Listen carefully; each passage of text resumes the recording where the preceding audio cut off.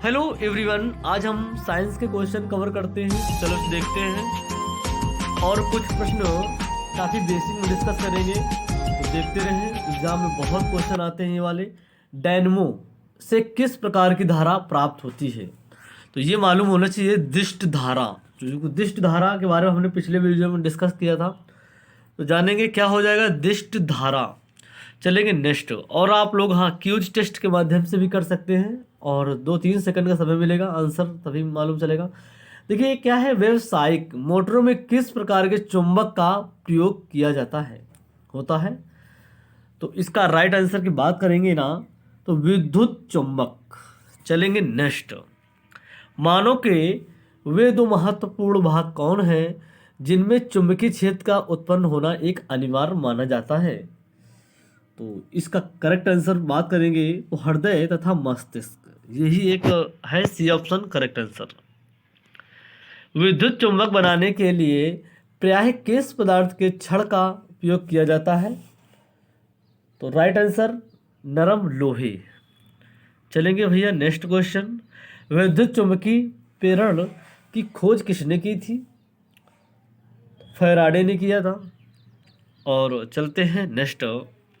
नाभिकीय ऊर्जा प्राप्त करने हेतु आवश्यक होता है? तो यूरेनियम हो जाएगा करेक्ट आंसर, सी ऑप्शन। चलते हैं और चलेंगे नेक्स्ट। शारीरिक कार्यों को करने के लिए किस प्रकार की ऊर्जा का उपयोग किया जाता है? तो शारीरिक की बात कही गई है, तो पेशीय ऊर्जा समझ लेना है। और ठीक है, चलते हैं नेक्स्ट। ऊर्जा के सभी रूप में अंतः स्रोत किसे माना जाता है? तो बात करेंगे सूर्य की, तो सूर्य राइट आंसर हो जाएगा। चलेंगे नेक्स्ट। इनमें कौन सी नवीनीकरण ऊर्जा है? तो नवीकरणीय ऊर्जा बताना है तो सौर ऊर्जा ही होता है। ठीक है, चलेंगे नेक्स्ट। अच्छा, पृथ्वी पर ऊर्जा का सबसे विशाल स्रोत बताना है। अच्छे से याद करो और कोई जल्दी नहीं है। और देखते हैं, सूर्य हो जाएगा इसका भी करेक्ट आंसर, तो समझ में आया होगा। अच्छा, डेनमार्क किसे कहा जाता है? तो डेनमार्क पवनों का देश, पवनों का देश राइट आंसर हो जाएगा। अच्छा, सौर सेल बनाने के लिए किस धातु का उपयोग किया जाता है? पता है? नहीं पता है तो जान लो, सिलिकॉन। चलते हैं, सिलिकॉन से बहुत क्वेश्चन आते हैं। अच्छा, सौर सेल सौर ऊर्जा को किस ऊर्जा में रूपांतरित करते हैं? तो दोस्तों विद्युत ऊर्जा हो जाएगा राइट आंसर।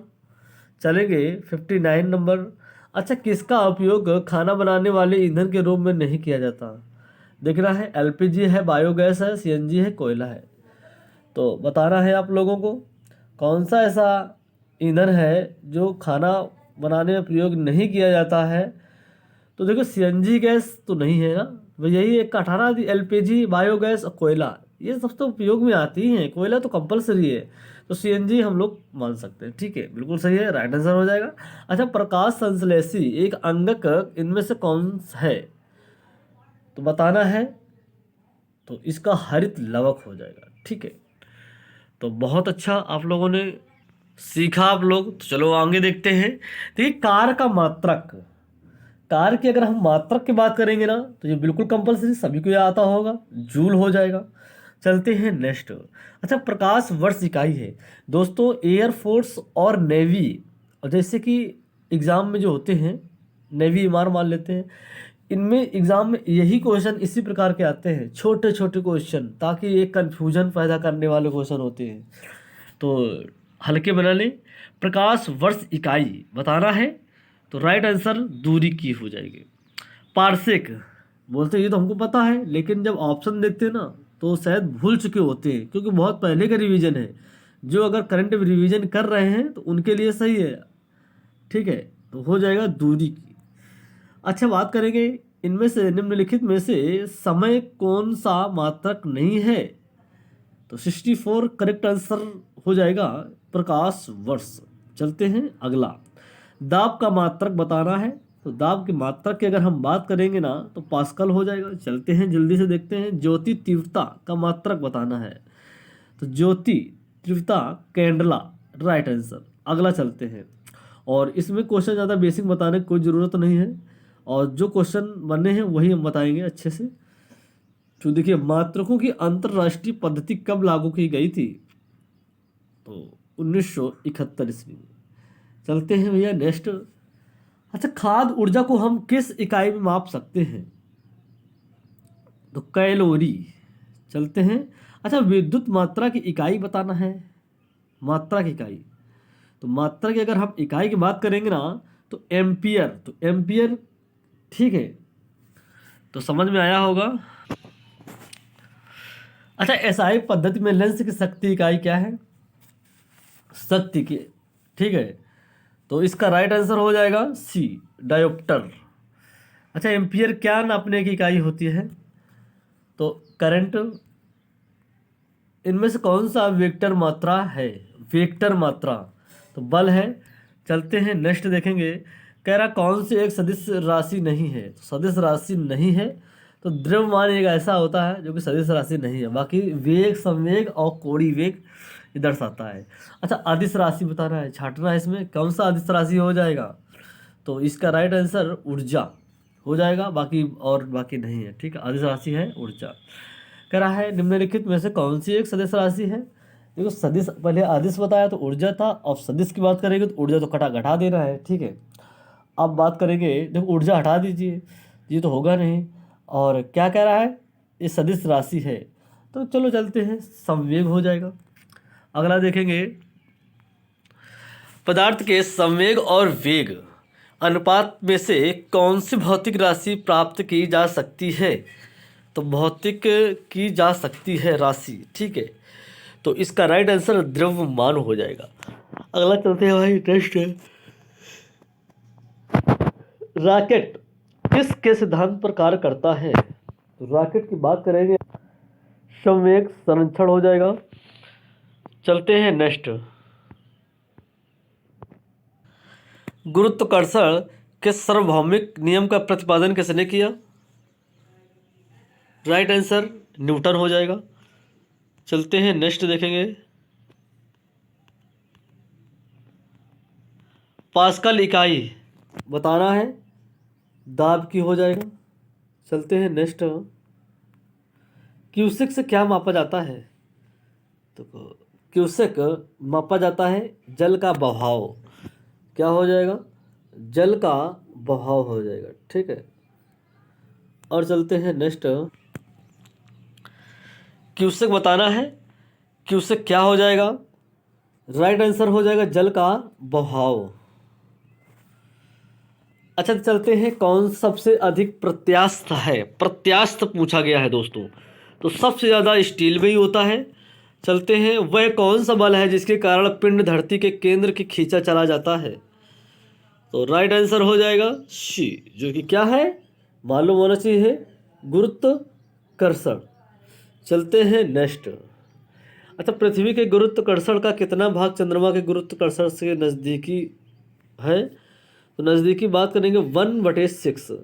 अच्छा, आर्कमिडीज का नियम किससे संबंधित है? तो प्लावन का नियम हो जाएगा।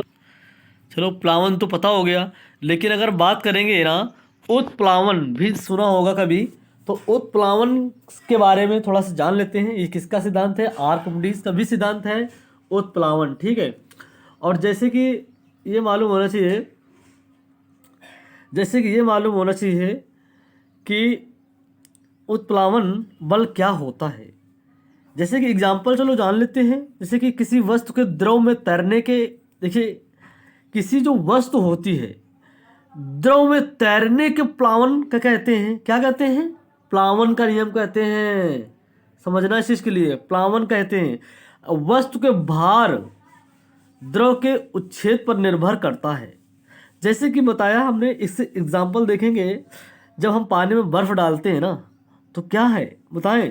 अपवर्तित रहता है। ये किसका है? उत्प्लावन बल का नियम, ठीक है।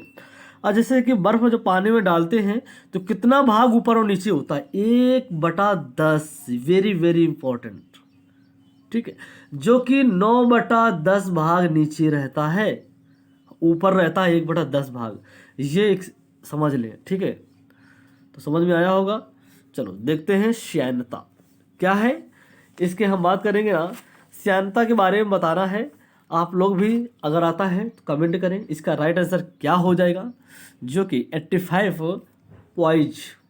चलते हैं नेक्स्ट, दूध से क्रीम निकालने पे कौन सा बल लगता है? बिल्कुल सही है, ये तो बहुत इजी है, अक्सर एग्जाम में आता है। तो अपकेंद्री बल, तो हमने अभिकेंद्री और अपकेंद्रिक बल के बारे में पिछले वीडियो में हमने डिस्कस किया था, ठीक है। अब डिस्कस नहीं करेंगे, जो एग्जाम्पल, क्योंकि बहुत साइंस के भी क्वेश्चन बहुत हो गए हैं। चलते हैं नेक्स्ट, नेक्स्ट क्या है, चाबी भरी घड़ी में कौन सी ऊर्जा होती है? तो चाबी भरी समझना है, तो राइट आंसर बात करेंगे ना, तो स्थितिज ऊर्जा होती है। अगला चलेंगे, अच्छा ये बताएं, सूर्य की ऊर्जा उत्पन्न होती है, सूर्य की ऊर्जा उत्पन्न होती है, तो राइट आंसर डी, नाभिकीय संलयन द्वारा। चलते हैं, अच्छा वायुमंडल में बादलों को तैरने का कारण बताना है, तो घनत्व तो हो जाएगा। अगला चलेंगे, वस्तु की मात्रा बदलने पर क्या अपरिवर्तित रहेगा बताना है, तो बिल्कुल करेक्ट, घनत्व। चलते हैं नेक्स्ट, जल में तैरना न्यूटन गति का किस नियम कारण संभव होता है? तो इसका राइट आंसर अगर हम बात करेंगे ना, तो तृतीय नियम हो जाएगा, ठीक, क्या हो जाएगा? तृतीय नियम। तो जैसे कि हम लोग अब थोड़ा बेसिक में जानेंगे, क्योंकि इसके जितने भी क्वेश्चन आते हैं बहुत एग्जाम में आते हैं, ठीक है ना। देखिए क्या क्या है, गति के नियम कितने होते हैं? 3। जड़त्व का नियम होता है, जड़त्व नियम, और संवेग संरक्षण और क्रिया प्रतिक्रिया नियम होते हैं। प्रथम नियम की अगर हम बात करेंगे तो जड़त्व होता है। जड़त्व क्या होता है? यदि कोई वस्तु स्थिर या गतिशील हो तो वह उसी में बनी रहेगी जब तक उस पर कोई एक बाह्य बल नहीं लगेगा, ठीक है, ये मालूम होना चाहिए। और जैसे कि अगर द्रव्यमान, समझना दोस्तों, अगर द्रव्यमान थोड़ा बेसिक में है, समझ ले, द्रव्यमान अगर प्लस है, अगर पॉजिटिव है, तो जड़त्व भी प्लस रहेगा। क्या? जड़त्व भी प्लस रहेगा। अगर द्रव्यमान माइनस है, द्रव्यमान माइनस में है, तो जड़त्व भी माइनस में रहेगा। ये बहुत, क्योंकि मापते कैसे इसको, द्रव्यमान हम इस तरह मापते हैं, ठीक है ना। जैसे कि पेड़ की टहनी हिलाने पर फल पत्ती का गिरना ना, ये क्या है? जड़त्व का ही। धूल भरे गद्दे को अगर हम उन्हीं वस्त्रों को पीटते हैं ना, जैसे नहीं गद्दे होते हैं डंडे से कूटते हैं, ये भी एक सेम वही है, जो छोटे छोटे धूल के कण उड़ते हैं ना, नीचे गिरते हैं, बस यही किसी के नियम है जड़त्व का, ठीक है ना, प्रथम नियम। जैसे कि हम लोग क्या है, बाइक चलाते हैं, ठीक है, जैसे बाइक चलाते हैं तो बाइक चलाने पर ऐसे एकदम से ब्रेक मारते हैं, तो ब्रेक मारने पर कैसा झटका शरीर में लगेगा? पीछे की ओर ना, नहीं, गलत गलत। जैसे कि हम लोग क्या है, ब्रेक मारते हैं तो एक मारने पर व्यक्ति आगे की ओर झुकता है ना, सेम वही पोजीशन एक का सामयिक इधर जड़त्व का नियम कार्य करता है।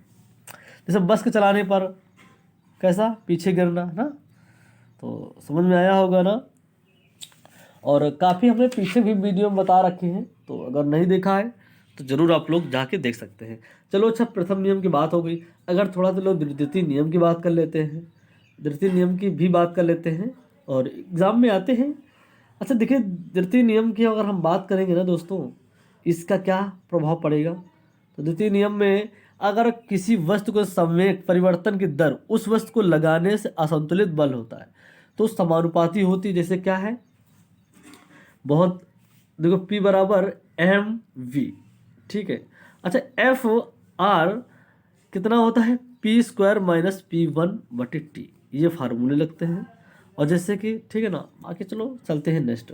अच्छा बाल जो होती कैच लेते समय हाथ को पीछे ओर ले जाना, ठीक है। अब चलते हैं हम लोग नेक्स्ट, ठीक है। चलो तो तीसरा नियम भी थोड़ा देख लेते हैं। तीसरा नियम क्या है? जब हम किसी वस्तु पर बल लगाते हैं तो दूसरी वस्तु भी पहली वस्तु पर उतना ही बल लगाती है जितना कि उतना, ठीक है। जैसे एग्जाम्पल क्या है? एग्जाम्पल जैसे कि इधर पृथ्वी पर चलना, तीसरा नियम। बंदूक चलाने पर गोली को आगे और बढ़ाना तथा बंदूक के पीछे और हटना, तीसरा नियम कहलाता है। और नाव पर बैठकर नाव का पानी एक ढकेलना पीछे के लिए, तो उसका भी तीसरा नियम कार्य करता है। ठीक है। अच्छा, रॉकेट का सिद्धांत भी जो सुना होगा, रॉकेट का सिद्धांत तीनों नियम पर ही कार्य करता है। ठीक है, चलो चलते हैं भाई नेक्स्ट और देख लेते हैं इसका क्या था आंसर, जो कि बताया था हमने, तृतीय नियम। ठीक है, हाँ देखिए बिल्कुल सही है। जल में तैरना, ये भी एक न्यूटन का तीसरा नियम कार्य करता है। जैसे कि हमने बताया नाव को ढकेलना, तीसरा नियम कार्य करता है दोस्तों। कह रहा है निम्नलिखित में से कौन सी सदिश राशि नहीं है, सदिश राशि नहीं है तो बताना है, जो कि 90 बी आयतन हो जाएगा। चलते हैं। अच्छा, एंगस्ट्रॉम क्या मापता है, तो तरंग दैर्ध्य। तो चलते हैं।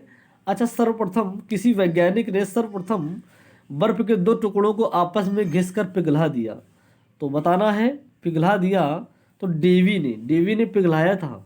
अच्छा, ऊष्मा एक प्रकार का ऊर्जा है जिसे कार्य में बदला जा सकता है। एक प्रत्यक्ष प्रमाण सबसे पहले किसने दिया था, तो किसने दिया था बताओ, राइट आंसर क्या होगा, डी रामफोर्ड ने। अच्छा, लोहे की सुई पानी में सतह तैरती है, इस परिघटना का कारण क्या है, बताएं क्या है बताइए, पृष्ठ तनाव। हाँ दोस्तों, हम लोग अब पृष्ठ तनाव के बारे में ही देख लेते हैं। पृष्ठ तनाव से बहुत अच्छे प्रश्न आते हैं एग्जाम में, बहुत एग्जाम में आते हैं। किसी भी गवर्नमेंट एग्जाम की तैयारी कर रहे हो, एसएससी, रेलवे, एमटीएस, सीजीएल तक में क्वेश्चन आता है। बाकी एयरफोर्स में तो कंपलसरी, ठीक है ना। तो देखते हैं पृष्ठ तनाव पे हम लोग पहले जानेंगे। देखिए थोड़ा बेसिक में थोड़ा समझेंगे। अगर अपने क्षेत्र को कम करने की, क्या है पृष्ठ तनाव, अपने क्षेत्र को कम करने की प्रवृत्ति ही पृष्ठ तनाव कहलाती है। जैसे कि साबुन के घोल का बुलबुला बड़ा बनना, अगर साबुन का घोल है ना, साबुन का घोल तो कैसा बड़ा बन जाता है ना। और मच्छर मारने के लिए तालाब में तेल डाल देना, ये भी एक पृष्ठ तनाव का ही कार्य करता है। गर्म पानी या डिटर्जेंट मिले पाउडर से कपड़े अच्छी तरह साफ होना ना, ये भी एक पृष्ठ तनाव का ही कारण होता है। कपूर सुना होगा, कपूर देखा होगा, कपूर का जल में नाचना एग्जाम्पल है ये। सुई का जल में तैरना, ये भी एक पृष्ठ तनाव का ही कार्य करता है। बारिश की बूंदें बुलबुला छोड़ना, ये भी एक पृष्ठ तनाव का ही कार्य करता है। समुद्री लहरों को शांत रखना, ये भी एक पृष्ठ तनाव का ही कार्य करता है। तेल डाल देना, यही एक ही है।